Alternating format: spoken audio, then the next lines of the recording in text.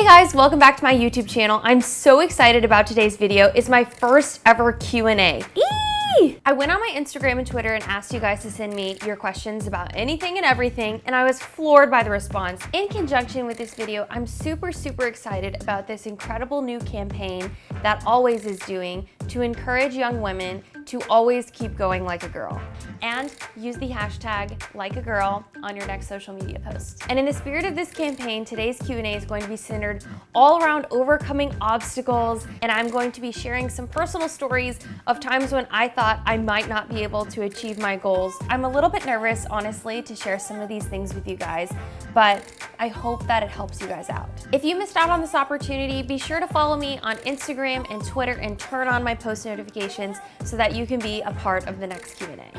All right, let's get right into the questions. If you could recreate any fight scene from any iconic movie, which one would it be and why? One fight scene I really want to recreate is any of the lightsaber scenes from Star Wars. I was a fencer in high school, so this subject matter is really near and dear to me.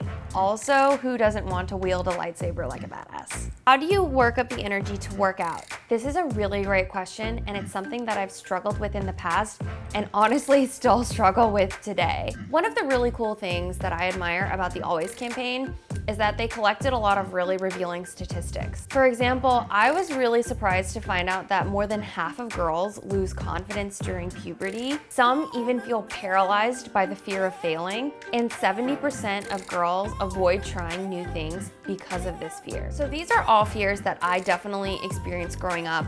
Being someone who is kind of like a tomboy and wanting to be involved with athletics, it's really intimidating at times because a lot of workout classes and sports in general don't really have women. My biggest recommendation is to set goals for yourself that are intimately personal to you. For example, on my channel, I tend to make videos about the challenges that I do because I know it's going to be on camera, and therefore I want to put all of my 100% self and effort into it. Some more universal applications of this could be signing up for a running race if you want to get into running. That way you know every day when you train that this is what you're building towards, and it's something really personal to you. What inspired you to do Mkultra superhero series, and how do you keep yourself motivated to train for them? So in case you guys didn't know, on my channel I do a series where I train like superheroes for a period of time,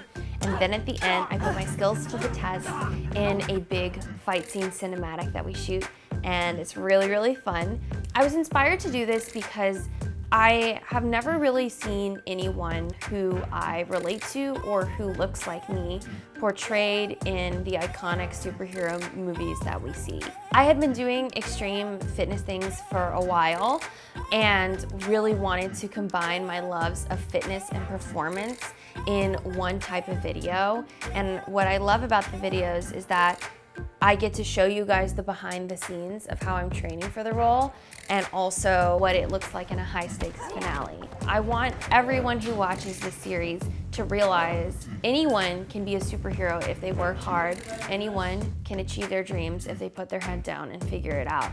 In many ways, have like all the cards stacked against me when it comes to casting a superhero role. Instead of waiting on someone to give me that part, I wanted to create it for myself.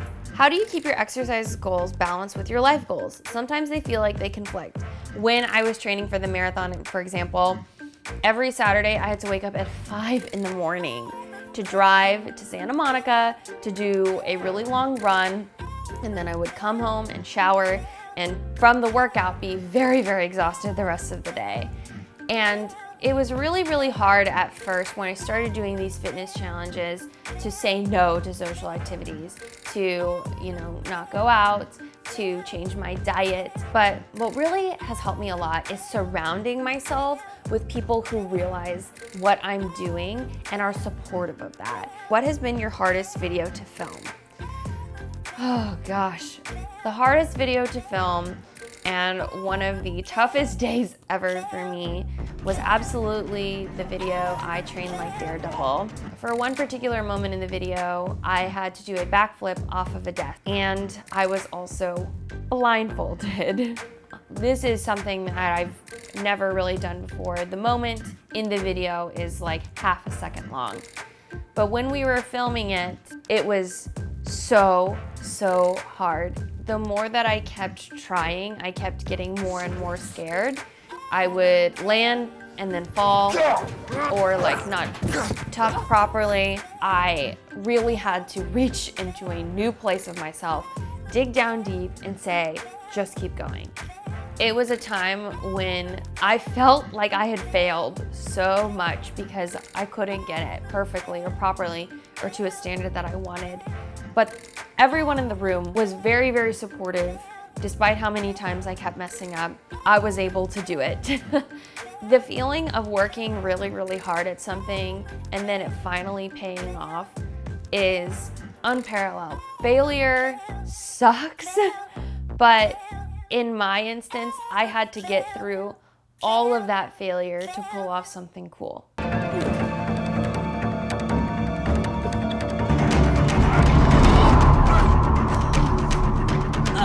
Do you only train in one thing exclusively for the video in that month, or are you training and filming multiple arts at the same time? I am usually training 2 to 3 videos at once.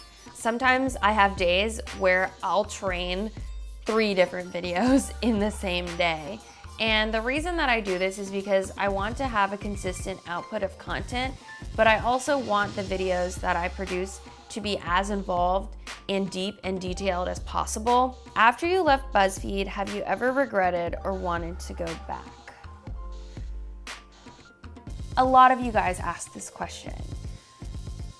The short of it is that I'm really thankful and happy that I had the opportunity to create my own channel and go out on my own. And I have loved every moment of it, despite how trying and hard it is to do this on my own without a specific company or group of individuals supporting me. For clarity, I have never regretted my decision to leave as a full-time employee. I feel very fortunate now that I am in a place where I can not only work on my channel, but also I've been able to go back to BuzzFeed for various video projects, and it's been really fun to be able to enjoy the best of both worlds. But of course, I will always look back at BuzzFeed as a very important part of my life. I worked there for 2.5 years, and it was my first job. Towards the end of my time at BuzzFeed, I realized that some of the goals that I had, for example, acting in an action movie or TV show, which is my personal dream, weren't really on the trajectory that my job description was. Of course, when I left the company, I didn't have that big of a following anywhere, and I was very nervous about the possibility of completely failing and running out of money. I feel very lucky and proud to say that